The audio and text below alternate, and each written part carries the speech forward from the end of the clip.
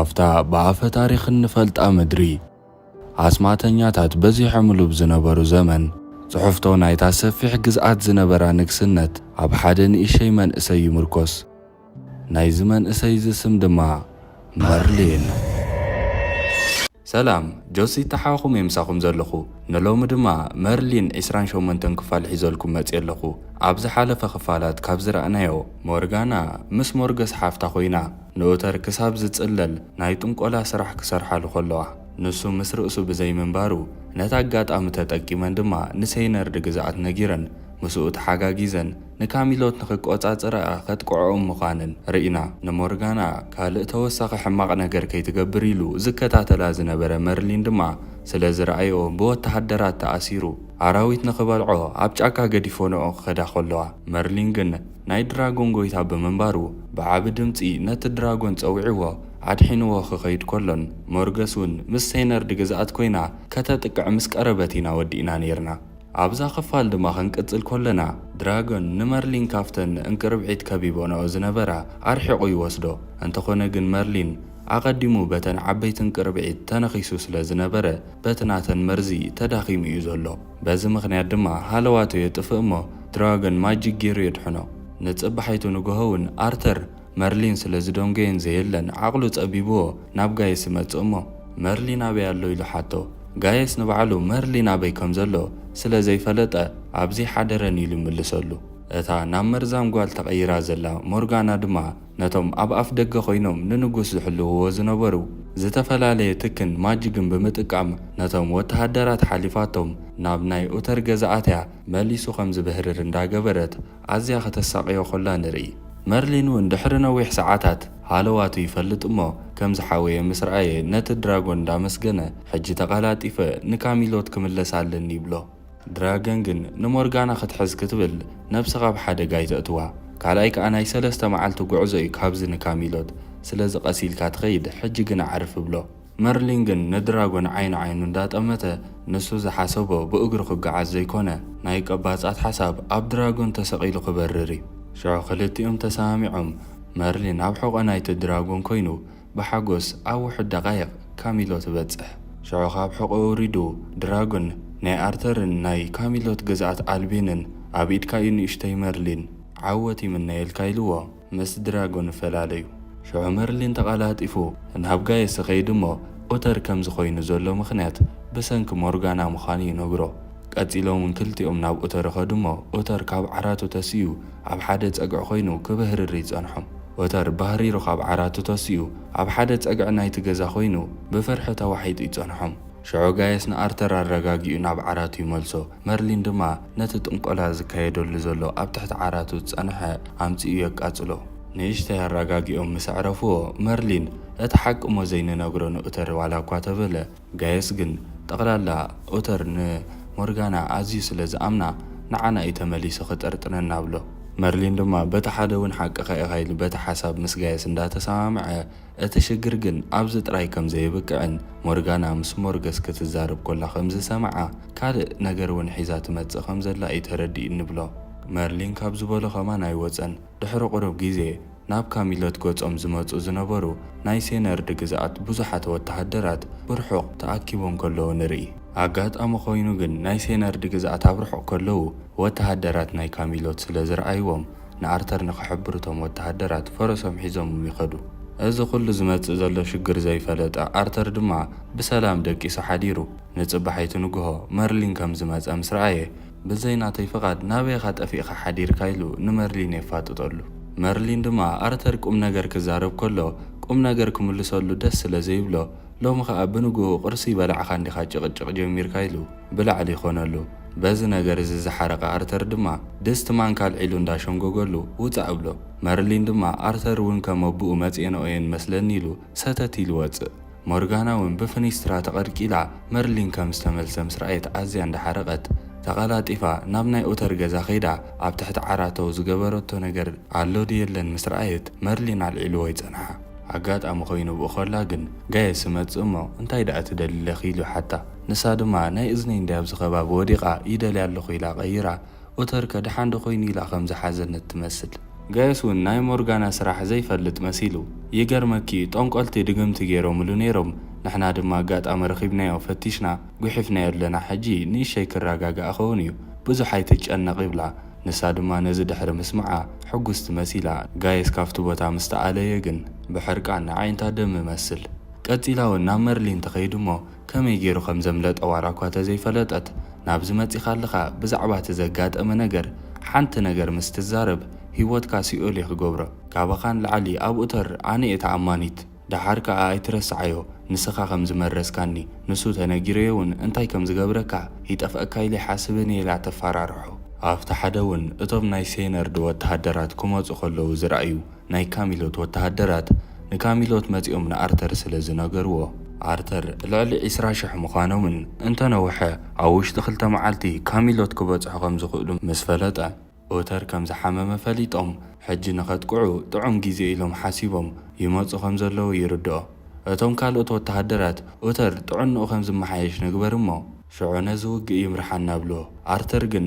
ተባዕ ስለ ዝነበረ ነኖ እዚ ልክዕ ከም ድኽመት ይክሕሰብ ዋላ እኳ ናባና ተዳልዮም ይመፁ ተሃለዉ ካባና እውን ብቁጥር እንተበዝሑ ንሕና ግን ሙሉእ ግንቢ ዙርያ ናይ ካሚሎትን ተሸፊናዮ ብስምረት ተሰሪሕና ዘይንዕወተሉ ምኽንያት የለን ብሎም በዓል ጋየስ ግን እዚ ግን ጽቡቕ ሓሳብ ኣይኮነን ናብዚ ክሳብ ዝመፁ እንተተጸቢናዮም ነበርቲ ናይዛ ካሚሎት ዋላ በቲ ኩናት ክጉድእዮም ብሎ ኣርተር ግን ካልእ ኣማራፂ ስለ ዘይነበረ ብምሉእ ሓይልኹም ጥራይ ተዳልው ኢልዎም ውሳነ ይውስን ሞርገስ ሓፍቲ ሞርጋናን ሲነርድን ድማ ኣብ ሓደ ጎቦ ይራኸቡ እሞ ኣጋምሸት ካሚሎት ክበፅሑ ምዃኖም ይነግራ ንሳ ድማ ኣብዚ ውግእ ተዓዊትና ድሕሪ መውዳእና ሓደ ጽቡቕ ነገር ኣዳልየልካ ኣለኹ ትብሎ ኣብ ካሚሎት ድማ ኣርተር ዙርያ ናይ ካሚሎት ጥራይ ሸፊኑ ብወተሃደራት ክዋጋእ ብምሕሳቡ ናይቶም ነበርቲ ነገራት ተሓሳሲቦ ኣዝዩ ክጭነቕ ከሎ ጉዌን ትሪኦ እሞ ኣይትጨነቕ ንሕና ካብ ኦተር ንላዕሊ ኣባኻ እምነት ኣለና ልብኻ ዝበለካን ሕልናኻ ዝበለካን ጥራይ ተኸተል እምበር ዘይትዕወተሉ ምኽንያት የለን እንዳበለት ዓይኒ ብፍቕሪ እንዳጠመተቶ ወላ ሓደ ከይተሰዓዓሙ ይፈላለዩ ምስዓም እንደማድሚዶምና እንታይ ደኣ ኮይኖም ዘልመዱና ኸልኡና እታ መርዛም ሞርጋና እውን ኣብ ካሚሎት ኩሉ ሰብ ኣብ ስራሕ ተጸሚዱ እንዳረኣየቶ ወላ ሓደ ክከታተላ ዝኽእል ሰብ ከምዘየለ ምስ ኣረጋገፀት ካብኡ ወፂኣ ምስ ሞርገስ ሓፍታ ትራኸብ ሽዑ መርሊን ከም ዝተመልሰን ተመሊሱ እውን ነቲ ኣብ ልዕሊ ኦተር ዝገበርናዮ ድግምቲ ከም ዘይሰርሕ ገይርዎ ኣሎ ኢላ ትነግራ ሞርገስ ግን ብዙሕ ኣየተሓሳስብን ይጆኺ ሓንሳብ ኣብ ልዕሊኡ ስለ ዝሰርሐ ንነዊሕ ግዜ ክጸንሕ ይኽእል እዩ ኦተር ናብ ኣእምሮኡ ክሳብ ዝምለስ ግዜ ክወስደሉ ክእል እዩ ትብላ ሕጂ ግን ናይ ሴነርድ ግዝኣት ወተሃደራት ኩሎም ናብ ካሚሎት እንዳቐረቡ ስለ ዝመፁ ዘለዉ ብናቱ ወተሃደራት ጥራይ ድማ ክንስዕር ስለ ዘይንኽእል ንስኺ ኣብ ውሽጢ ኮንኪ ዓበ ሓገዝ ክትሕግዝና ኢኺ ኢላ ናይ ቀደም ኣስማተኛታት ክህልዎም ኣዝዮም ዝምነይዎ ዝነበሩ ንእሸይ በትሪ ዝመስል ኣብ ጫፋ ናይ ገረብ ምስሊ ዘለዋ በትሪ ካብ ሮም ዝተባሃለ ገረብ ዝተሰርሐት ናይ ማጂክ በትሪ ትህባ ሞርጋና በታ በትሪ እንታይ ክትገብር ከም ዘለዋ ኣይትፈልጥን እያ ነይራ ሞርገስ ግን በዓሉት ዕንጨይቲ ክመርሐኪ ኢላታ ሂባታ ትኸይድ ሞርጋና እውን ከምቲ ዝበልክን ክገብር እየ ከኹርዐኪ እየ ሓፍተይ ኢላታ ትኸይድ ሰላም ዝነበረት ካሚሎት ድማ ናይ ኩናት ህሞት ጸሊዋ እቶም ናብቲ ቀንዲ ካንሸሎ ናይቲ ቤተ መንግስቲ ኣትዮም ዘይፈልጡ ህዝቢ ብናይ ሴነርድ ግዝኣት ወተሃደራት ቀልጢፎም መታን ከይጥቅዑ ብሓለዋ ናብቲ ብዓቢ መንደቕ ዝተሓፅረ ዓቢ ካንሸሎ ናይ ቤተ መንግስቲ የእትውዎም ኣብ ውሽጢ እውን መጥቃዕቲ ክመፆም ከሎ መከላኸሊ ዝኾኖም ንብረት ኩሉ እንዳዳለዉ ኣርተር እውን ነቲ ዝመፆ ዘሎ ከቢድ ውግእ ኣእምራውን ኣካላውን ምድላው እንዳገበረ ናብቲ ንእሽተይ ሕሽዎ ዘሎ ብኡ እውን ኣምሪሑ ዋላ ጥዑይ ገይሩ ኣይስማዓዮ ኣብዚ ኩናት ተሳዒረ ኣየሕፍረካኒ ኣቦ ኢልዎ ቃሉ ንኸኽብር ሙሉእ ብምሉእ ተዳልዩ ኣብቲ በሪኽ ግንቢ ናይ ካሚሎት ኮይኑ እቶም ናይ ሴናርድ ወተሃደራት ናብ ካሚሎት በፂሖም ፊት ንፊት ይጠማመቱ መርሊን ድማ ነቲ ተጨኒቑ ዘሎ ኣርተር ዓርኩ እንዳረአየ ኣነ ብልዕለኻ ዓብ እምነት እዩ ዘለኒ ጽሑፍትኻ እውን ናይ ካሚሎት ኣዝዩ ንፉዕ ንጉስ ንምዃን እዩ ስለዚ ኣብዚ ሎም መዓንቲ ዝካየድ ውግእ ብዓወት ዛዚንካዮ ንዕድመኻ ሙሉእ ከም ታሪኽ ካብ ወለዶ ናብ ወለዶ እንዳተሰጋገረ ዝንገር ታሪኽ ክትሰርሕ ኢኻ ይብሎ ኣርተር ድማ ብናይ መርሊን ጥዑም ዘረባ ተገሪሙ ሎሚ ንመጀመርያ ጥዑይ ዘረባ ተዛሪብካ ሓደ ግዜ ደኣ ጥበብ ዘለካ ኮይኑ ይስማዓኒ እዩ ግን ዝበዝሐ ግዜ ናይ ዓያሹ ስራሕ ስለ ትሰርሕ ሙሉእ ብምሉእ ጥዕና ኣለካ ኢለ ይኣምንን ኢልዎ ክልቲኦም እንዳሰሓቑ ናብ ውግእ ይዳለዉ ኣርተር ቀፂሉ ሓይሊ ዘለዎም ቃላት ገይሩ ንወተሃደራቱ መታን ከተባብዖም ንካሚሎት ክንብል ክሳብ መወዳእታ ክንቃለስ ኢና ህይወትና እውን ክንከፍል ኢና እንዳበለ ሞራል ብሞራል ገይርዎም ብዕሊ ኣብ መንጎ ክልቲኦም ኪናት ይጅምር። ናይ ሴናርዶ ወተሃደራት ዝተፈላለየ መሳርሒ ገይሮም ከጥቅዕዎም ስለ ዝጀመሩ በቲ ዝፍጠር ዝነበረ ከቢድ ድምፂ ኦተር ሙሉእ ብምሉእ ነቂሑ ግዝኣቱ ይጥቃዕ ከም ዘሎ ይርድኦ። ሽዑ ተቐላጢፉ ሙሉእ ዕጥቂ ናይ መቃለሲ ገይሩ ንገዝኣተይ ኣነ እውን ክከላኸለ እንዳበለ ኣብቲ ቅድሚት ምስቶም ወተሃደራት ኮይኑ ክሕግዞም ይጅምር። ኣብ መንጎ ግን ስለዝተ ሃስየ ኣርተር ወዱ ንዓተ ሃሲኻ ኣለኻ ንውሽጢ እቶ ኢሉ ነቶም ካልኦት ወተሃደራት እውን ኣዝልቑ ይብሎም። ወተሃደራት እውን ናቱ ትእዛዝ ሰሚዖም ንድሕሪት ምስ ከዱ ወላ ሓደ ዘይረኣዮ መርሊን ነቶም ናይ ሴናርዶ ወተሃደራት መታን ኪኣትዉ ብማጂ ገይሩ ነቲ ሓዊ ኣዝዩ ብርቱዕ እንዳቐየረ ምሕላፍ ኸልኦም። ንሞርጋና ካብ ዓይንኻ ከይትፈልያ ዝተባሃለ ጋየስ ድማ ወተሃደራት እንዳሓከመ ንሳ እውን ክትንቀሳቐስ ስለ ዝረኣያ ደድሕሪኣ ይስዕብ። ሞርጋና ድማ ናብ ክፍሊ ኣትያ ነታ ሞርገስ ዝሃበታ በትሪ ብኢዳ ሒዛታ ኮላ ጋየስ ደድሕሪኣ ከም ዝመፅእ ዘሎ ተረዲእዋ ብድሕሪ ማዓጾ ትሕባእ እሞ ጋየስ ድማ ፈቲሹ ፍቲ ገዛ ስለ ዝሰኣና ተመሊሱ ይኸይድ። ኣርተርን መርሊንን ድማ ተሓጋጊዞም ነቲ ዝተጎድአ ኦተር ንውሽጢ ገዛ ኣትዮም ኣጆኻ ኣባና ተስፋ ግበር ባዕልና ተዋጊእና ንካሚሎት ከነድሕና ኢና ኢሎሞ ንኸዕርፍ ነጊሮሞ ኣርተር መለስ። መርሊን እውን ንጋየስ ረኺብዎ ሞርጋና ናበይ ከም ዝኸደት ከም ዘይረኣያን ሃንደበት ከም ዝተሰወረቶን ምስ ነገሮ መርሊን ኣዝዩ ሰንቢዱ መጀመርያ ናብ ገዛኣ ኸይዱ ድሓር ኣብኡ ስለ ዝሰኣና ናብቲ ታሕተዋይ ናይ መቓብር ንሳ ዝኸደቶ ይኸይድ። ሽዑ ሞርጋና ናብቲ ናይ ቀደም ወተሃደራት ናይ ካሚሎት ዝቕበረሉ መቓብር ወሪዳ ነታ በትሪ ናብ መሬት ተሸኽላ እሞ በቲ ዝፍጠር ኣስማት ኩላቶምቶም ሞይቶም ዝነበሩ ህይወት ዘሪኦም ከም ዝትስኡ ይኾኑ።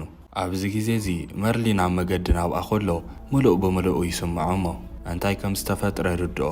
ኣብ ተመሳሳሊ ሰዓት እውን ሞርገስ ሓፍታ እውን ሞርጋና ዝተለኣኸቶ ከም ዝገበረት ተሰሚዕዋ ሕጂ ጽቡቕ ናይ ካሚሎት ወተሃደር ብቕድሚትን ብድሕሪትን ምስ ተጠቕዑ ዓቕሎም ጸቢብዎም ክሰዓሩ እዮም። እዚ ውግእ እዚ ድማ ጠቕላላውን ክዕወት ይክእሉን እዮም ትብል። እቶም ሞርጋና ዘተእስአቶም ዓጽምቲ ድማ ኩላቶም ሴፍ ሒዞም ኣብ ኢዶም ክመፁ ዝረኣየ መርሊን ኣዝዩ ሰንቢዱ ንኣርተር ብድሕሪኻ እንታይ ይመፁ ኣለዉ ረአዮም እብሎ። ኣርተር ድማ በዚ ርእይዎ ዘይፈልጥ ነገር ኣዝዩ እንዳተገረመ ናብቶም ኣስከሬን ከይዱ ይዋግኦም። እንተኾነ ግን ብሰይፊ ገይሩ ተወግኦም ዋላ ክሰብሮም ተፈተነ ይንቀሳቐሱ ጠቕላላ ዘይሞቱ ኮይኖም ጸንሕዎ። መርሊን ድማ ብወገኑ በታ ዘላታ ዓቕሚ ምስቶም ኣስከሬን ክዋግ ኣይፍትን እሞ ነታ ኣስከሬን ኢዱ ዋላ ተቆረጾ ኢዱ በይና እንዳተንቀሳቐሰት ክትቆትሎ ትደሊ። ሽዑ መርሊን ካብቲ ወዲቕዎ ዝነበረ ብክንደይ ሓይሊ ካፍታ ሰይፍ ዝሓዘት ኢድ እንዳሃደመ በዝሒ ስለ ዝነበሮም ቶም ኣስከሬን እሞ ከዓ ስለ ዘይሞቱ ንናይ ካሚሎት ወተሃደራት ኣዝዮም ከሸግርዎም ምዃኖም ንርዳእ። ሽዑ ነገራት ኣዝዩ እንዳኸበደ ስለ ዝኸደ እንተወሓደ በዓል ኦተር ዘለዎ ናይ ሕክምና ቦታ ንሱ ንሓሊ ዋላ ተባሂሎም መርሊንን ኣርተርን ንድሕሪት የንሰሓቡ። እቶም ዝተረፉ ናይ ካሚሎት ወተሃደራት ድማ ብቕድሚት ናይ ሴናርዶ ወተሃደራት ብድሕሪት ድማ ነዞም ዘይሞቱ ኣስከሬናት እንዳተዋግኡ ኣብ ከቢድ ውጥረት ይኣትዉ። ንሞርጋና ክደሊ ዝወዓለ መርሊን ኣብ መወዳእታ ኣብቲ መቓብር ወሪዱ ረኺብዋ። ትገብርዮ ዘለኺ ስራሕ ቁኑዕ ኣይኮነን፣ ንኡተር ብኸምዚ መልክዕ ኣይተቕፅዕዮ ንበይኑ ዘይኮንኪ ንናይ ክንደይ ሰባት ህይወት ኢኺ ምስናቱ ትልክሚ ዘለኺ ብዙሓት ኣደታትን ቆልዑን እዮም ዝበሳበሱ ዘለዉ ይብላ። ሞርጋና ድማ ብናይ መርሊን ዘረባ እንዳሓረቐት ንስኻ ማጂክ ተዝህልወካ እሞ ከዓ ብዘይ ገበርካዮ ነገር ወይ ብዘይ በደልካዮ እንተተቐተልን እንተተእሰርን ጥዑይ ገይሩ ዝነዓይ ዝስምዓኒ ዘሎ ስምዒት ምተረድአካ ከምኡ ክሳብ ዘይኮንካ ግን ጠቕላላ ኣይክርድአካኒ ትብሎ። መርሊን ድማ እመንኒ ጥዑይ ገይረ ርድአኪ እየ እንተኾነ ግን ብኸምዚ መገዲ ይኮነን ነገራት ዝሰርሕ ኢሉ ንኸተቋርጽ ከገድዳ ምስ ፈተነ ቀፂሉ ነታ ተሸኺላ ዝነበረት በትሪ ከውፃእ ዋላ እኳ ተፈተነ። ንሳ ግን ብሰይፊ ጌራ እንዳተኸላኸለት ነታ በትሪ ካብ መሬት ከውፃእ ኣይከኣልን። ሽዑ ብኸምዚ መልክዕ እቶም ወተሃደራት መመሊሱ እንዳኸበዶም ምስ ሴናርድን ምስቶም ኣስከሬንን ምባእስ መርሊን እውን ሞርጋና ክትቀትሎ ክትፍትን ስለ ጀመረት ከይፈተወ ብዘለዋ ዓቕሚ ማጂክ ከይተጠቀመ ክከላኸላ ጸኒሑ። ኣብ መንጎ ግን ከይረኣየቶ ነቲ ብልዕሊኣ ዝነበረ መንደቕ ኣብ ቅድሚኣ ከም ዝወድቕ ገብር። ሽዑ ካብቲ ዝወደቐ መንደቕ እምኒ ጸቒጥዋ ሞርጋና መሬት ትወድቕ። መርሊን ድማ ተቐላጢፉ ናብታ ሸኺላታ ዘላ ነቶም ዓጽምቲ ህይወት ዘሪኣ ዘላ በትሪ ይኸይድ እሞ ናይ ማጂክ ቃላት እንዳተዛረበ በታ ሒዝዋ ዝነበረ ሰይፉ ገይሩ ብሓይሊ ነታ በትሪ ኣብ ክልተ ይመትራ። ኣብዚ ግዜ እዚ ኩላቶም ቶም ኣስከሬን ምስ ኣርተር ምስ ካልኦት ወተሃደራት እውን ክበኣሱ ዝጸንሑ ኣዕጽምቲ ተቐይሮም ወድቁ እሞ ወተሃደራት ካሚሎት ብኽልቲኡ ምጥቃዕ ኣቋሪጾም ናብ ሓደ ኣንፈት ጥራይ ይኸውን መጥቃዕቶም። ክሳብ ሕጂ ናይ ካሚሎት ወተሃደራት ብኽልተ መዳይ ክጥቅዑ ስለ ዝጸንሑ እምበር ናብ ሓደ ምስ ተቐየረሎም ኣዝዮም ጀጋኑን ሓያላትን ስለ ዝነበሩ ሙሉእ ብምሉእ ነቶም ናይ ሴነርድ ወተሃደራት መሊሶም ክሕይልዎም ይጅምሩ። ነዚ ኩሉ ብርሑቕ ኮይኑ ዝዕዘብ ዝነበረ ሓላፊኦም ሴነርድ ድማ ንሞርገስ እቲ ብውሽጢ ኮይኑ ክሕግዘና እዩ ዝብል ክንሰብ ጠሊምና እዩ። ምክንያቱ ይሪኦም ኣለኹ ናይ ካሚሎት ወተሃደራት ሙሉእ ብምሉእ እዮም ዘጥቅዑ ዘለዉ። ሽዑ ናይ ሴነርድ ግዝኣቱ ወተሃደራት ብብዝሒ ክሞቱ ስለ ዝጀመሩ ዓይነይ እንዳረኣኹ ክንዲዚ ወተሃደራት ኣየጥፍእን ኢሉ ንሞርገስ ከዝልቕ ምዃኑ ነጊርዋ ንወተሃደራቱ ንድሕሪት ተመለሱ ኢሉ እዝዞም። እቲ ኣዝዩ ከቢድ ዝነበረ ውግእ ድማ ብዓወት ኣርተርን ወተሃደራቱን ከምኡ ድማ ብሓባር ብዓወት ናይ ካሚሎት ይውዳእ። ናይዚ ኩሉ ዓወት መሰረት ወላ ሓደ ሰብ ዘይፈልጦ ግን መርሊን እዩ ነይሩ። ሽዑ ንጽባሐቱ ብምልኣ ካሚሎት ተረጋጊኣ ኣርተር እውን ኣብ ቅድሚ ንጉስ እንዳቐረበ ከሎ መርሊን ደድሕሪኡ መጺኡ ብዛዕባ ናይ ሞርጋና ዝገበረቶ ሓቂ ክዛረቦ ኢሉ ክነግረካ ይብሎ እሞ ኣርተር ግን እንታይ ክትብል ከም ዝሓሰብካ ፈሊጥ ኣለኹ ተረዲእንሎ ኢልዎ ይኸይድ። መርሊን ድማ እንታይ ፈሊጡ ኾን ይኸውን ኢሉ እንዳተሻቐለ ከሎ ንጉስ ኡተር ዘረቡ ይጅምር እሞ ነዚ ብሓባር ዝተዓወት ናይ ዓወት ንኹላትኩም ፍሉይ ክብሪ እዩ ዘለኒ።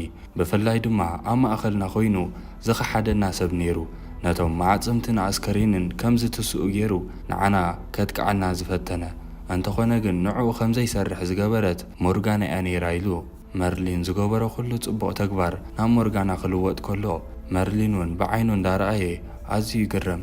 ሽዑ ኩላቶም ንኽብሪ ሞርጋና የጣቕዑ እሞ ሞርጋና ግን ናብ መርሊን በቲ መርዛማ ዓይንታ ፈጠጥ ኢላ ጥምቶ።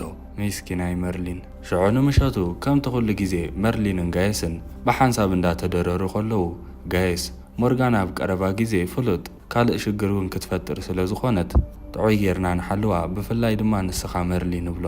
መርሊን ድማ ህራ ይብሎ እሞ ጋየስ ቀጺሉ ሞርጋና ኣስማት ስለ ዘለዋ ኡተር እውን ማጅግ ዘለዎም ስለ ዝጸልእ በዚ ምኽንያት ኣዝያ ኣብ ውሽጣ ቂም ሒዛላ። መርሊን ንስኻ እውን ተጠንቀቂኻ ከምዚ ዓይነት ጽልኢ ኣብ ልዕሊ ንጉስ ኡተር ከይስማዓካ ብሎ። መርሊን ድማ ተቐብላ ኣቢሉ ንጋየስ ክሳብ ክንድኡ ዘሐረቕ ነገር እውን ኡተር ይኹን ኣርተር ንዓይ ገይሮምኒ ይፈልጡን እዮም ብሎ። ኣጋጣሚ ኮይኑ ገና ዘረብኡ ከይወድእ ኣርተር ናብቲ ገዛ ይመጽእ እሞ መርሊን እዚ ሰነፍ ነፍስኻ ሒዝካ ንዓና ኣብ ስራሕ ኢሉ ይጽውዖ። መርሊን ድማ ኣይሓረቕኒ ኣይቅየምኒ ክብል ከም ዘይጸንሐ ሓንደበት ሓሳቡ ቀይሩ ምናልባት ከምዝታት ዘረባ ክትሰምዕ ከለኻ ናይ ብሓቂ ትሓርቕን ትቕየምን ኢኻ ዓንተ ወይ ዝበልኩኻ ረስዓዮ ጋየስ እዞም ሰባት እንዳጸረፉ ኣብ ልዕሊኦም ጽልእ ከም ዝፈጥር ክገብሩ ንኽእሉ እዮም እንዳበለ ንጋየስ ፍሽኽ ኢልዎ ናብ ስርሑ ናብ ኣርተር ይኸይድ። ሽዑ መርሊን 28 ክፋል ኣብዚ ትውድእ። ኣብዛ ክፋል ድማ ክንቅጽል ከለና ጋየስ ንመርሊን ልኢኽዎ መርሊን ናብቲ እንዳ ቤተ መጽሓፍቲ ኸይድ ተልእኹ እውን ናይ ቀደም ጥንታዊ መጽሓፍ ኣምፂ ኢሉ ስለ ዝለኣኽኦ ጋየስ ኣበይ ክረኽባ ከም ዝኽእል ነቲ ኩሉ ግዜ መጽሓፍቲ ዝሕሉ ዓብ ሰብኣይ ሓቲቱ ኣበይ ቦታ ከም ዘላ ስለ ዝተነግሮ ነታ መጽሓፍ ክደሊ ኸይድ። ካብ ዝተጸበየ ወፃኢ ግን ኣብ ብርኽ ዝበለ ስለ ዝጸንሐታ መጽሓፍ ንዓኣ ኸውርድ ክብል ናብቲ ሸልፊ ዲብ ኣብዚ ግዜ እዚ ኸይፈለጠ ብእግሩ ኣብ ዘይርገጽ ስለ ዝረገጸ እቲ ቤተ መጽሓፍቲ ጸንሐ ተገምጢሉ ንውሽጢ ካልእ ስውር ገዛ ከም ዘሎ ይርእዮ። መርሊን ናብቲ ውሽጢ ምስ ኣተወ ዝተፈላለዩ ጥንታውያን መጽሓፍትን ካልእ ቅድሚ ሕጂ ርእይዎ ዘይፈልጥ ነገራት እንዳረኣየ ኣዝዩ ክግረም ከሎ ንርኢ። ሽዑ ግን ነዊሕ ኣብኡ ክጸንሕ ስለ ዘይደለየ ክወፅእ እንዳተዳለወ ከሎ ኣብ ሓንቲ ንእሽተይ ሳንዱቕ መሳሊት ዝኾነ ህይወታዊ ከም ዘሎ ድምፂ ይሰምዕ። መርሊን ድማ ኣይኮነን ከምዝታት ረኺቡ በዝረኣዮ ነገር ምፍታሽን ምምርማርን ስለ ዝፈቱ እንታይ ምዃና ከይፈለጠ ነታ ሳንዱቕ ይኸፍታ። ሽዑ ካብ ውሽጢ እታ ሳንዱቕ ቅድሚ ሕጂ ርእይዎ ዘይፈልጥ ዓይነት ፍጡር ብስሙ ጎብሊን ተባሂሉ ዝጽዋዕ ነጢሩ ይወፅእ እሞ መርሊን ድማ ይስንብድ። ጎብሊን ንመርሊን ተገሪሙ እንዳረኣየ ን50 ዓመታት ዝኣክል ተኣሲረ ጸኒሐ ሎማዓንቲ ግን ኣውፂኻኒ ኣለኻ ናጽነተይ ክእውጅ ኢሉ ፈቐዱኡ ኸለል እንዳበለ ነቲ ቑሑት ብትንትን ከብሎ ይጅምር። መርሊን ድማ ንዓ ቀስበል ኣይተዕገርገር ናብዛ ሳንዱቕ ክመልሰካ ይብሎ። ጎብሊን ድማ እሞይ ትሕረቕባ እንተደሊኻ እኮ ክምለስ ኽእል ኢሉ ብትሕትና ናብታ ሳንዱቕ ገጹ ይኸይድ እሞ ልክዕ ከኣቱ ምስ ተዳለወ ግን ናይ ብሓቂ ዝኣቱ መሲልካ ጠቕላላ ከይተሓስቦ እንዳበለ ነጢሩ ናብ መርሊን ርእሱ ደይቡ ይዕገርግሮ። ዝገብሮ ዝጠፍኦ መርሊን ድማ እንታ ክገብር የኸፊተዮ እንዳበለ ብጨርቂ ሸፊኑ ክሕዞ ኢሉ እንተኾነ ግን ጎብሊን ካልእ ክእለት እውን ስለ ዝነበሮ ናብ ንህቢ ዝመስል ንእሽተይ በራሪ ብጫ ዝሕብሩ ተቐይሩ ናብ ደቂቕ ይቕየር። መርሊን በቲ ነገር ገና ምግራሙ ከይወድኦ ከሎ ጎብሊን በተን መንቀራቕሮ ናይተን መጽሓፍቲ ገይሩ ካብቲ ሚስጥራዊ ገዛ ናብ ካሚሎት ጥዑይ ገይሩ ወፅእ። መርሊን ነዚ ምስ ረኣየ ኣዝዩ እንዳተደናገረ ነቲ ኣብቲ ቤተ መጽሓፍቲ ዝጸንሖ ሰብኣይ ጋየስ ዝለኣኸኒ መጽሓፍ ረኺበየ ኣለኹ የቐኒየለ ኢልዎ ደድሕሪ ጎብሊን ይኸይድ። መትሓዚ ዘይብሉ ጎብሊን ግን ከይዱ ናብ እንዳ ኣርተር ገዛ ይኣቱሞ እንታይ ደልዩ ዘይፍለጥ ነዚ ቑሑት ኩሉ ብትንትን ከብሎ ይጅምር። መሊሱ መርሊን ስዒብዎ ደድሕሪኡ ምስ መጾ ካብ ናይ ኣርተር ገዛ ወፂኡ ናብ ናይ ሞርጋና ኸ ይኣቱ። ኣብ እንዳ ሞርጋና እውን ናብ ሳንዱቕ ኣትዩ ነቲ ዝረኸቦ መጋየፂ ብትንትን እንዳበለ ነታ ካብ ወርቂ ዝተሰርሐት ብራችሌት ፈሊዩ ሒዝዋ ይኸይድ። መርሊን ድማ ክሕዞ እንዳፈተነ ደድሕሪኡ ኾለል ክብል ውዒሉ ተዳኺሙ ናብ ጋየስ ምለስ እሞ መጽሓፍቲ ገምፂሉ ከይፈለጠ ካብቲ ቤተ መጽሓፍቲ ሓደ ፍሉይ እንስሳ ከም ዝወፅእ ከም ዝገበረን እቲ ምስሉ ድማ ኣብቲ መጽሓፍ እንዳረኣየ ነዚ ይመስል ብሎ። ጋየስ ድማ ነዚ ምስ ረኣየ እዚኦም ደኣሞ ጎብሊን እንዲዮም ኣዝዮም ሓደገኛታት ተንኮለኛታትን ካብ ኩሉ ነገር ድማ ወርቂ ኣዝዮም እዮም ዝፈትው ኢሉ ይነግሮ። ጋየስ ነዚ ጉዳይ ብቐሊል ኣይረኣዮን። ጎብሊን ማለት ኣዝዩ ኣሸጋሪ ዓይነት ፍጡር ስለ ዝኾነ ብዝተኻእለና መጠን ተቐላጢፍና ክንሕዞ ኣለና ይብሎ ንመርሊን። ጋየስ ዘረብኡ ገና ከይወድአ ኣርተር ናብ ገዝኦም መጽእ እሞ ንዕሞ ኣብ ልዕሊ ኦተር ሓደ ከቢድ ሽግር ተፈጢሩሎ ንዑናይ ኬድኩም ብዓይንኩም ረእይዎ ኢልዎም ሒዝዎም ኸይድ። እዚ ሕጂ ጋየስን መርሊንን ዝርእይዎ ነገር ናይቲ ፀይቂ ጎብሊን ስራሕ ነይሩ። እንተኾነ ግን ኣርተር ከይትስሕቁ ስለ ዝበሎም ሰሓቅ ከይስዕሮም ተጸሚሞም እዮም ዘለዉ ጋየስን መርሊንን። እቲ ምክንያት ድማ ንጉስ ኦተር ፀጉሩ ተኣልዩ መላጣ ኮይኑ ይጸንሖም። ክልቲኦም ንንጉስ ኦተር እንዳረኣዩ ዝሰንበዱ መስሉ። ልክዕ ካብቲ ገዛ ምስ ወፁ ግን መርሊን ሰሓቅ መሊቕዎ ፍሽኽ ክብል ይጅምር። ጋየስ ድማ ንዕኡ እውን ሰሓቅ እንተመጾ ውሕጥ ኣቢሉ ነዚ ጎብሊን ካልእ ሕማቕ ነገር ከይገበሮ ከሎ ተቐላጢፍና ክንሕዞ ኣለና ይብሎ። መርሊን ግን ፍሽኽትኡ ስለ ዘየቋረፀ ጋየስ ነዚ ጎብሊን ከም ዘምልጥ ዝገበርካዮ ንስኻ ኢኻ ሕሰቦ ኦተር ንስኻ ከም ዘምለጥካዮ ተፈሊጡ ካልእ ነገር ከይፈርደካ መታን እዚ ጉዳይ ዋዛ ኣይኮነን ኢሉሆ። ተፈላለዮም መርሊን ንጎብሊን ክሕዘሉ ዝኽእል መገዲ ክሓስብ ይጅምር። ድሕሪ ነዊሕ ሓሳብ ጎብሊን ወርቂ ከም ዝፈቱ መርሊን ትዝ ይብሎ እሞ ብወርቂ መጻወድያ ገይሩ ንኽሕዞ ይውስን። ብብዝሒ ወርቂ ድማ ምስ ኣርተር ስለ ዝርከብ ምሸት ኣርተር ደቂሱ ከሎ መርሊን ተሓቢኡ ኣቱ ገዝኡ እሞ ወርቂ ካብ ገዛ ኣርተር ሰሪቑ ይወፅእ። ንእሽተይ ድምፂ ዝሰምዐ ኣርተር ድማ ሰራቂ ዝመፀ መሲልዎ ተበራቢሩ ክከላኸል ዋላ እኳ ተሓሰበ ካብ ዓራቱ ጸዲፉ ኣንሶላ ሙሉእ ብምሉእ ነብሱ ተጠቕሊሉ ገጹ ስለ ዝኸወሎ ዓቕሉ ጸቢብዎ ክጋለበጥ ከሎ ዝረኣየ መርሊን ከይተረኣየ ንኣርተር ሲሒቕዎ ወርቂ ሒዙ ካብ ገዛ ወፂኡ ይሃድም። ሽዑ መርሊንን ጋየስን ኮይኖም ብመስርዕ ወርቂ እንዳንጠቡ እቲ ጎብሊን ደድሕሪ ወርቂ ከም ዝመጽእ ይገብርዎ እሞ ልክዕ ናፍቲ ዝደለይዎ ቦታ ምስ በጽሐ ካልኣይ ግዜ መርሊን ብጨርቂ ሸፊኑ ንጎብሊን ክሕዞ ይፍትን። ጎብሊን ድማ ልክዕ ከምታ ናይ ሓንቲ ወይ ናብ ንእሽተይ ዝነፍር ብርሃን ዘለዋ ነገር ተቐይሩ ንመርሊን ኣስሒትዎ ናብ ናይ ጋየስ እዝኒ ኣቱ። ኣብዚ ግዜ እዚ ሃንደበት ጋየስ ይፈጥጥ እሞ ጎብሊን ብእዝኑ ድሕሪ ምእታው ሙሉእ ብምሉእ ኣብ ትሕቲ ቁፅፅርቲ ጎብሊን ስለ ዝኾነ ተገልቢጡ ንመርሊን ኣንታ ዓዋን ናበይ ከይዱ ጎብሊን እንዳበለ ክሓቶ ይጅምር። መርሊን ድማ ሃንደበት ምቅያር ጠባይ ናይ ጋየስ እንዳገረሞ ነቲ ጎብሊን ክደልዮ ይጅምር እሞ ጋየስ ኣብ ትሕቲ ቁፅፅር ጎብሊን ስለ ዝነበረ በቃ ኣምሊጡ ማለት እዩ ደገ ይወፂ ዝኸውን ኬድካ ከይድሕዞ ኢሉ ይልእኾ። ጎብሊን ናብ እዝኒ ናይ ጋየስ ኣትዩ ተቋጻጺርዎ ከም ዘሎ ዘይፈለጠ መርሊን ድማ ንደገ ነቲ ጎብሊን ክደሊ ይወፅእ። ኣብዚ ግዜ እዚ ናይ ጋየስ ኩሉ ተግባራት ከም ናይ ጎብሊን ከም ዝተቐየረ ንርኢ። ተኺሉ ናብቲ ዝሰረቆ ወርቂ ይኸይድ እሞ ነቲ ወርቂ ደስ ኢልዎ ከልሕሶ ይጅምር። ምስኪናይ መርሊን ድማ ጎብሊን ክደሊ ኮለል ክብል ኣምስዩ ንገዛ ምስ ተመልሰ እቲ ገዛ በትንትን ኢሉ ይጸንሖ። መርሊን ንጋየስ እንታ ኮይኑ ዳኣ ተበታቲኑ ዝገዛ ምስ በሎ ጎብሊን ኣብ ውሽጢ ጋየስ ኮይኑ እቲ ጎብሊን ባዕሊ እዩ በታቲንዎ ሕጂ ስኻ ጸራሪኻ ይጽናሕ ኣነ እንዳባር በፂሐ ክመጽእ ኢልዎ ይኸይድ። ጋየስ ናብቲ ባር ምስ ከደ ነቲ ኣብቲ ባር ዝፍራሕ ኣዝዩ ሓያል ወዲ ተወዳዲሩ ይስዕሮ እሞ ወርቂ ይበልዖ። ነቲ ወርቂ እውን ካብ ኢዱ ናብ ኣፉ እንዳእተወ እንዳለሓሰ መሊሱ መስተ ክሳብ ዝጽልኦ ይሰቲ። ንጽባሐይቲ ወጋሕታ ጋየስ ብዙሕ ስለ ዝሰተየ ርእሱ እንዳሓሞ ዓዊሉ ከጉስዕ ይጅምር። መርሊን ድማ ብሓድሽ ተግባራት ናይ ጋየስ ተገሪሙ ይጥምቶ እሞ ታኾንካ ጠጠው ኢልካ ጥምተን ለኻ ኪድ ቁርሲ ገዛእዚኻ ምጻእ ኢሉ ልእኾ ጋየስ። መርሊን እንዳተገረመ ኸይድ። ጋየስ እውን ምስ ወጸሉ ነቲ ወርቂ ክልሕሶ ይጅምር። ኣጋጣሚ ሞርጋና ናፍቲ ገዛ ትመጽእ እሞ ብቐዳማይቲ ጎብሊን ወርቂ ክሰርቕ ከሎ እታ ናይ ኢዳ ብራችሌት ሰሪቕዋ ስለ ዝነበረ ጥዑይ ድቃስ ድማ ሳላታ ብራችሌት ስለ ትድቅስ ድቃሲ ኣብየንሎ እታ ብራችሌት ጠፊኣትኒ ኢላ ንጋየስ ትነግሮ። ኣብ ትሕቲ ቁፅፅር ጎብሊን ዘሎ ጋየስ ድማ ንዓይ ሞ እንታይ ምልከተን ደቅሲ ትደቅሲ ንዓይ ዝምልከት ኣይኮነን ሕጂ ግን ኣይትበፅብፅኒ ኪዱ ውፅእ ኢሉ ይሰጓ። ሞርጋና ድማ ብሓድሽ ተግባራት ናይ ጋየስ ተገሪማ ጠጠው ኢላ ጥምቶሞ ጎብሊን ኣብ ውሽጢ ጋየስ ኮይኑ ግን ናብኣ ቀሪቡ ብውሽጢኺ ንኡተር ኣዝኺ ክትጸልዮ ንካሚሎት እውን ከተብርስያን ከተዕንውያን ይኽደሊ ዋላ እኳ ምስጢር ጌርክዮ ሓቢእኽዮ ኺዲ ንዓይ ግን ይረኣየንሎ ይብላ። ሞርጋና ድማ ሓሪቓ ገዲፋቶ ክትከይድ ትብገስሞ ጋየስ ድማ ትኸድወ ሓቂ ኩሉ ግዜ ይፍርሕ እዩ ቀድመ መኻድክ ግን ንዕዳሓን መድሃኒት ክኽበኪ ኢሉ ኣብቲ ዝባ መድሃኒት ጎብሊን ባዕሉ ገለ ማጂክ ገይሩ ጽቡቕ ሕልሚ ይግበረልኪ ኢሉ እንዳተላገጸ ይሰዳ። ኣብዚ ጥራይ የብቃዕን ጋየስ ፈቆደ ገዛ እንዳኣተወ ሓድሽ ተላባዓ ሕማም ክመጽእ ስለ ዝኾነ ኣነ ንሱ ፈሊጠ ቀዲመ ፈውሲ ዳልየ ኣለኹ እዚ ፈውሲ ክበኩም ተኾይነ ድማ ወርቂ ሳንቲም ክፈሉን እንዳበለ ብዙሕ ሰናቲም ወርቂ ክእክብ ይጅምር። እቲ ዝቦም ዝነበረ ፈውሲ ኢሉ ድማ እንታይ ምዃኑ ዘይፍለጥ ዓይነት ፈውሲ ኮይኑ መሊሱ ናብ ግዌን እውን ከይዱ ከይከፈልኪ ኣይበክን ይብላ። ግዌን ድማ ኣዝያ እንዳተገረመት ቅድሚ ሕጂ እኮ ክፊልካኒ ይትፈልጥን ኢኻ ጋየስ ትብሎ።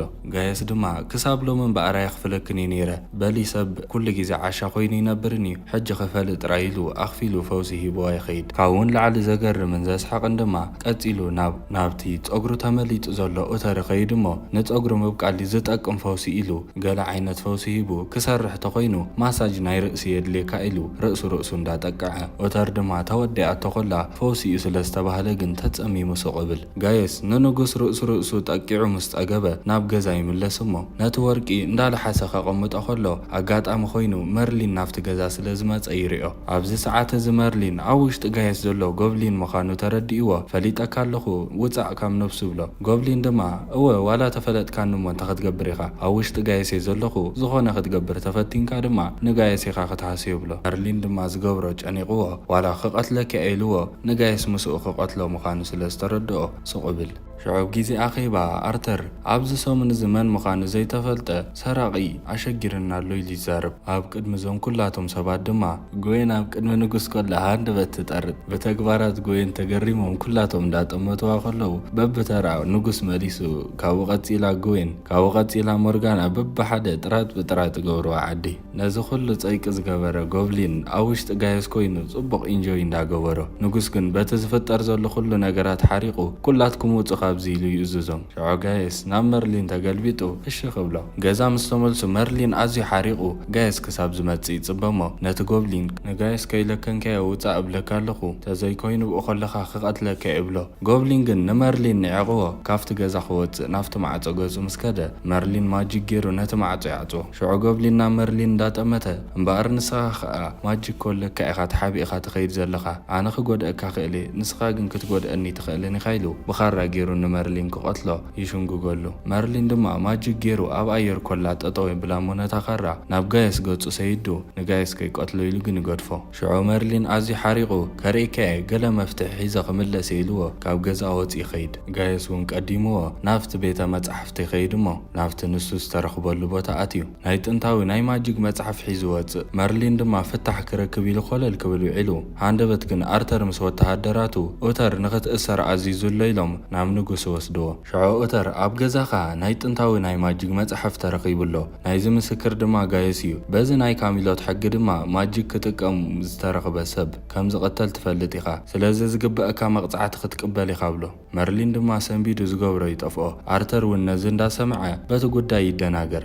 መርሊን ሓንቲ ዝነበረቶ ማራፂ ጋየስ ኣብ ትሕቲ ቁፅፅር ናይ ጎብሊን ከም ዘሎ ምዝራብ እዩ። ከምኡ ኢሉ ዋላ እኳ ተነገሮም ግን እንታይ ጭብጢ ኣለካ ኢሎም ስለ ዝሓተትዎ ካብ መርሊን ንላዕሊ ጋየስ ጭብጢ ስለ ዘቕረበ መርሊን ዝቕተለሉ መዓልቲ ክሳብ ዝመጽእ ኣብ ቤት ማእሰርቲ ንክጸንሕ ይውሰን። ናይ ጎብሊን ሽግር እንዳገደደ ኸይድ ኣሎ። ሽዑ ጋየስ ንመርሊን ኣእሲሩ ቀሲኑ ናብቲ ኩሉ ግዜ ዝኸዶ እንዳባሪ ኸይድ እሞ ምስቲ ሓደ ኣብኡ ዝረኸቦ ወተሃደር ክላኸፍ ይጅምር። እቲ ወተሃደር እውን ብሕርቃን ክዛረቦም ጀመረ። ጋየስ ፈሊጡ ይቕሬታ ይሓቶ እሞ ናብ ካልእ ክጥምት ከሎ ርዩ ግን ናብታ እቲ ወተሃደር ዝሰትያ ዝነበረ መስተ መድሃኒት የእትወላ።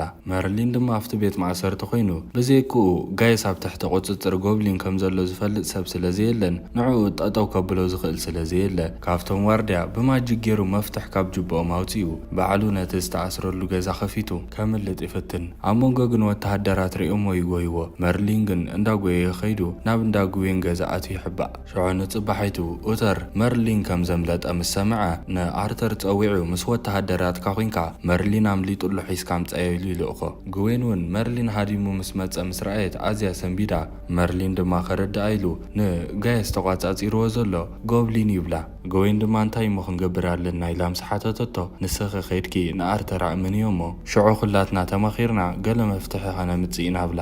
ጎዌን ግን ብቐዳማይ ኣብ ማእኸል ኣኼባ ኣብ ቅድሚ በዓል ኣርተር ጥራጥ ስለ ዝመለቓ ተሰኪፋ ከመይ ኢላ ክኸይድ እየ ትብል። ኣማራፂ ስለ ዘይነበራ ግን ናብ ኣርተር ተምርሕ። ኣርተር እውን ንጽባሒቱ ነገራት ኩሉ ተሓሳሲብዎ ስለ ዝነበረ ንጋየስ ናብ ገዝኡ ይጽውዖ እሞ ኣብ ልዕሊ መርሊን ሓቀኛ ምስክርነት ተቐርብ ስለ ዘለኻ ኣዚና ኢና ነመስግን፣ ጽባሕ ድማ ሒዝና ክንሰቕሎ ኢና ብዝጎደና ክንቆትሎ ኢና ኢሉ ይዛረቦ። ኣብዚ ግዜ እዚ ጋየስ ብሓጎስ ምስ ናይ ኣርተር ሓሳብ ስለ ዝተሰማምዐ ኣርተር ክጠራጠር ይጅምር እሞ ብርግጽ ንስኻ ጋየስ ኣይኮንካን፣ ጋየስ ተዝኸውን ጠቕላላ ደስ ኣይንበሎን ጽቡቕ ናይ ምተሰምዖን መርሊን ክመውት ጠቕላላ ኣይደልን ይንሱ ብሎ። ሽዑ ቀልጢፉ ኣርተር ሰይፉ ውፅኡ ጎብሊን ኢኻ ስኻ ፈሊጠካ ኣለኹ ኢሉ ንጋየስ ከፈራርሖ ምስ ፈተነ ጎብሊን ድማ ተቐላጢፉ ብማጂክ ገይሩ በቲ ኣብቲ ናይ ኣርተር ገዛ ዝርከብ ኣቕሓ ርእሱ ሃሪሙ የውድቆ ንኣርተር። ንሱ ጥራይ ዘይኮነ ኣብ ልዕሊ ኣርተር ማጂክ ተጠቂሙ ክወፅእ ከሎ ንርኢ። ጉዌን እውን ብዛዕባ ጋየስ ንኣርተር ንኸተረድኦ ኢላ ናብ ውሽጢ ገዛ ናይ ኣርተር ምስ ኣተወት ኣዝዩ ብዘስሐቕ ኣጋጣሚ ጎብሊን ብማጂክ ገይሩ ንልኡል ኣርተር ከም ናይ ኣድጊ ዝንቁን ክልተ እዝኒ ናይ ኣድግን ኣብቂሉሉ ጸንሕ። ጎዌን በቲ ነገር ኣዝያ ተገሪማ እንታይ ኣጋጢሙ ዳ ኣርተር ዋላ እኳ ተብለቶ ኣርተር ክዛረብ ኢሉ ኣፉ ምስ ከፈተ ልክዕ ከም ናይ ኣድጊ ድምፂ ይኑቅ እዩ ነይሩ። ጎዌን ድማ ናታ ጥራጥ እንዳሓፈራ ካብ ናታ ዝኸፍእ ነገር ምስ ረኣየት ሰሓቅ ክመልቃ እንዳደለየ ቀሲላ ናብ ኣርተር ቀሪባ በቃ ተሓቂ ከፈለጥካ እዚአ ክነግረካ መጽእ ነይረ ቀሲሉ መርሊን መፍትሒ ይደልሎ ሓድሽ ነገር ተሃልዩ ከፍልጠካ ኢላቶ እንዳጎየት ናብ መርሊን ትምለስ። ሽዑ ጎዌን ቀጥታ ናብቲ ጭንቀት ዘሎ ማጂክ ትጥቀም ኢኻ ተባሂሉ ክቕተል ተዳልዩ ዘሎ መርሊን ትኸይድ እሞ ብዛዕባ ንኣርተር ኣጋጢምዎ ዘሎ ነገርን ከም ናይ ኣድጊ ከም ዝንቅን ኣእዛኑ እውን ናይ ኣድጊ ከም ዝተቐየረ ምስ ነገረቶ ከምዛ ተጨኒቑ ዘይጸንሐ ኣርተር ናብ ኣድጊ ተቐይሩ ሰሚዑ ጥራይ ክርትም ኢሉ ይስሐቕ። ግን ቀልጢፉ ናብ ቁም ነገር ተመሊሱ ካብቲ መጽሓፍ ከም ዘንበቦ ንጎብሊን ክትሕዞ ተኾይንካ ነቲ ሰፊሩሉ ዘሎ ሰብ ክትቆትሎ ከም ዘለካ ነቲ ሰብ ክቐትል ተኾይኑ ድማ ጋየስ ከይሞቶ እንዳፈርሐ ግን ኣማራፂ ስለ ዘይነበሮም ንጋየስ ስሚ ኸስትይዎ እሞ ድሓር ግን ተቐላጢፎም ከዓ ፈውሲ ናይቲ ስሚ ኣዳልዮም ጸኒሖም ካልኣይ ግዜ ፈውሲ ስትዮም ከድሕንዎ ይራዳድኡ። ሽዑ ጎብሊን ካብ ጋየስ ድሕሪ መውፅኡ ግን ሒዝና ናፍታ መጀመርያ ዝነበረላ ሳንዱቕ እንተመሊስናዮ ካብኣ ክወፅእ ኣይክእልን ይብላ። ሽዑ መርሊን ነታ ሳንዱቕ ከምጽእ ቀሲሉ ማንም ከይረኣዮ ናፍቲ ቤተ መጻሕፍቲ ኣትዩ እታ ሳንዱቕ ሰሪቕዋ ይወፅእ። እቲ ኣብ ዝሓለፈ መዓልታት ምስ ጋየስ ኣብ ባር ተጨቃጭቁ ዝነበረ ወተሃደር ድማ በቲ ጋየስ ዝገበረሉ ነገር ኣብ ገጹ ገለ ቆስሊ ወፂዎ ናብ ጋየስ መጺኡ በጃኻ ሓግዘኒ ዝደለኻዮ ክኸፍለካ ይብሎ። ጎዌንን መርሊንን ድማ እንዳተሓጋገዙ ጋየስ ክሳብ ዝምለስ እንዳተጸበዩ ልክዕ ምስ መጸውን ሰናቲም ከም ዝልሕስ ስለ ዝፈለጡ ናፍቲ ወርቂ ሰናቲም መርዚ ይደፍእ መርሊን። ጋየስ ነዚ ናይ ወርቂ ሳንቲም ድሕሪ ምልሓሱ ክመውት ስለ ዝኽእል ፈውሲ እውን ኣብ ቀረባ ከነዳሉለና ከምታ ዝተባሃልዋ ጎዌን እውን ፈውሲ ብቀረባ ቦታ ኣዳልያቶላ። ሽዑ ልክዕ ከምቲ ሓሳቦም ብዙሕ ኣይደንጎየን ጋየስ ንገዛ ይምለስ እሞ ተኺሉ ናፍተን ወርቂ ሰናቲን ከይዱ ክልሕሰን ይጅምር። ሽዑ ብሰንኪቲ መርዚ ጋየስ ጎረርኡ እንዳሓዞ ክመውት ንእሽተይ ተርፎ ጎብሊን እውን ኣብ ውሽጢ ኮይኑ ስለ ዝተሰምዖ ቅድሚ ምማቱ ተቐላጢፉ በታ ዝኣተዋ እዝኑ ካብ ጋየስ ይወፅእ። መርሊን እውን ተዳልዩ ጸኒሑ ንጎብሊን ክሕዞ ደድሕሪኡ እንዳጎየዮ ከሎ ርኢናዮ። እቲ ስሚ ዝሰተየ ጋየስ እውን ቅድሚ ምማቱ ጎዌን ፈውሲ ክትቦ ስለ ዝነበራ ተቐላጢፋ ክትቦ ክትብል ተዓንቂፋ ወዲቓ ነቲ ኩሉ ብጥቓ ዝነበረ ፈውስታት ለኪማቶ ትወድቕ። እታ ፈውሲ ናይ ጋየስ ከይተረፈት ድማ ምስቲ ዝወደቐ ቑሑት ተሓዋዊሳ ዓይነቲኣ ተሓቀኛ ፈውሲ ክትፈልዮ ኣዝዩ ኣሸጋሪ ኣብ ዝኾነ ኩነታት ይኣትዉ። መርሊን ድማ ንጎብሊን ንክሕዞ ብዙሕ ከቢድ ፃዕሪ ካይዱ ብኢዱ ክሕዞ ስለ ዘይከኣለ ግን ናብ ኣፉ ከም ዝኣቱ ገይሩ ብጎረርኡ ግን ከይወሓጦ ናፍታ ዘዳለወሉ ሳንዱቕ ጎዩ ኸይዱ ናብኡ ጡፍ ብሎ። ሽዑ ከይወፅእ ከሎ ቀልጢፉ ነታ ሳንዱቕ ይዓፅዋ። ጉዳይ ጎብሊንስ ኣብ ዝወዲኦም ኣለዉ። ሕጂ ዝተርፎም ሽግር ንጋየስ ፈውሲ ትኸውን ምስቲ ዝወደቐ ኩሉ ቁሑት ተሓዋዊሳ ዓይነይቲ ምዃና ክፈልዩ ኣሸጊርዎም ዘሎ። ድሕሪ ክንደይ ፃዕሪ ግን መርሊን ካብ ኩለን ፈልዩ ነታ መድሃኒት ረኽባ እሞ ተቐላጢፉ ጋየስ ቅድሚ ምሟቱ የስትዮ። ጋየስ እውን ብሰላም ይድሕን። ድሕሪ ዝኹሉ ናብ ንጉስ ቀሪቦም ጋየስ ናይ ዝኹሉ ተሓታቲ እዚ ጎብሊን ከም ዝነበረን ሕጂ ግን ከም ዝተተሓዘ ናይ አርተርቲ ናይ አድጊ እዝኒ እውን ጠፊኡሉ መርሊን ነፃ ወፂኡ ናይ ዝኹሉ ተሓታቲ ጎብሊን ምዃኑ ይፍለጥ። ነዚ ጎብሊን መጀመርያ ዝፈትሖ ሰብ መን ምዃኑ ስለ ዘይተፈልጠ ግን ንጉስ እቲ ጎብሊን ካልኣይ ግዜ ከም ዘይምለስ ጌርኩም ኣብ ርሑቕ ቦታ ጓሓፍዎ ኢሉ ውሳኒኡ መሓላሊፉ። ሽዑ ኣብ መወዳእታ ኣብቲ ኮሪዶር ናይቲ ቤተ መንግስቲ እንዳኸዱ ከለዉ አርተርን ጉዌንን ይራኸቡ እሞ እቲ ኣብ ቅድሚኡ ስለ ዝጠረጠት እቲ እውን ኣብ ቅድሚኣ ናብ አድጊ ስለ ዝተቐየረ ይተሓፋፈሩ። ክልቲኦም ግን ነንሕድሕዶም ንኸይሰሓሓቑ ተሰማሚዖም ከም ዘይተፈጥረ ንሕሰቦ ተባሂሎም ተረዳዲኦም ይፈላለዩ። ቀፂሉ እውን አርተር ልምምድ ስለ ዝነበሮ ኣብ ሜዳ ወሪዱ እንዳተለማመደ ከሎ ኣብ መንጎ ከም ናይ አድጊ ድምፂ ከውፅእ ስለ ዝጀመረ ጋየስን መርሊንን ነንሕድሕዶም እንዳተጠማመቱ ክርትም ኢሎም ይስሕቁ። እንተኾነ ግን ድሕሪ ሓደ መዓልቲ ሙሉእ ብምሉእ ክገድፎ ይኸውን ኢሎም ሰሓቆም ከየቋረፁ ከለዉ መርሊን 29 ክፋል ኩላቶም እንዳሰሓቁ ከለዉ ትውድእ። ከመይ ሞ ተኸታተልቲ መርሊን ትፈትዋ ደለኹም ላይክ ምግባር ኣይትረስዑ። ከምኡ ድማ ናይ ወትሩ ተኸታተልቲ ንምዃን ኣብ ሰዓቱ ቀልጢፍኩም ክዝርጋሕ ከሎ መታን ክትርእዩ ሳብስክራይብ ብምግባር ጀምዓ መርሊን ኩኑ። ብዝተረፈ ሓሳባትኩም ኣብ ኮመንት ጻሓፉ ለይኹም። ኣብ ዝቕፅል ክፋላት ክሳብ ንራኸብ ሰሰናዩ። እዛ ቪድዮ ሸር ምግባርካ ኣይትረስዑ ኢኹም።